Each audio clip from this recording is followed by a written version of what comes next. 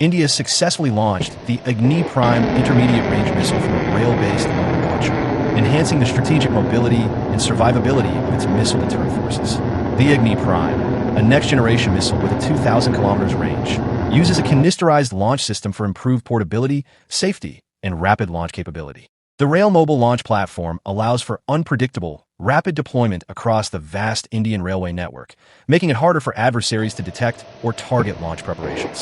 This achievement demonstrates India's advanced technological and operational readiness and strengthens its second strike and deterrence posture, placing it among a select group of nations with such rail mobile missile capabilities. India is furthering its self-reliance in defense technology through indigenous development led by DRDO and expanding its global footprint with new defense production facilities, such as a Tata Advanced Systems plant in Morocco. Several countries have developed and launched missiles from train-based, rail-mobile systems to enhance the mobility and survivability of their strategic forces.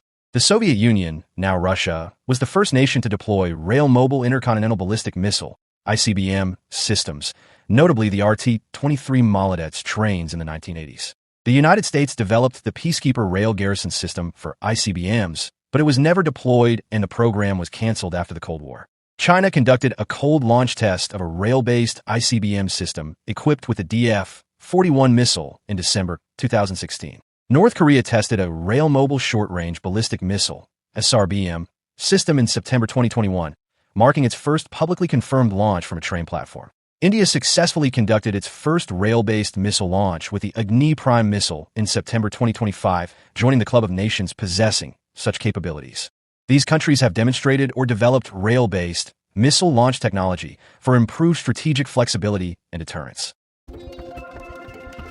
India is set to issue a 30,000 Indian rupees crore request for proposal, RFP, for medium-altitude, long-endurance, MALE-class drones, marking a major step in enhancing autonomous surveillance and strike capabilities through indigenous production.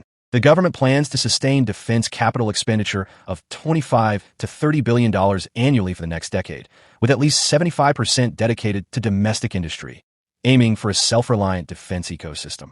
Defense Secretary Rajesh Kumar Singh highlighted the shift from nominations to open competitive bidding to diversify India's defense production beyond traditional state-owned firms, including strong engagement with startups and private companies. India intends to mitigate capability gaps in combat aircraft by acquiring advanced 4th and 4.5 generation fighters, while indigenous programs like the Advanced Medium Combat Aircraft, AMCA, are developed. Close to 1.5 Indian rupees lakh crore in defense contracts are expected to be signed in the near term, continuing a historic pace of domestic defense project execution to boost large-scale, competitive indigenous manufacturing.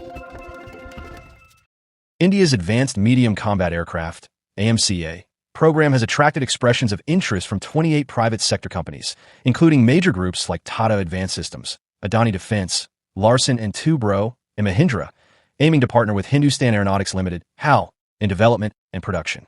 HAL must form a consortium with one or two strategic private partners to meet the Ministry of Defense's competitive and risk-sharing model, which challenges HAL's dominance due to specific scoring criteria disadvantaging firms with large existing order books. The AMCA will have two variants: the -1 Malawian Kwacha, powered initially by GE's F414 INS-6 turbofans, and the -2 Malawian Kwachas, equipped with an indigenous 120 kilonewton engine co-developed by Safran, France, and India's Gas Turbine Research Establishment, GTRE, marking a significant indigenous propulsion milestone.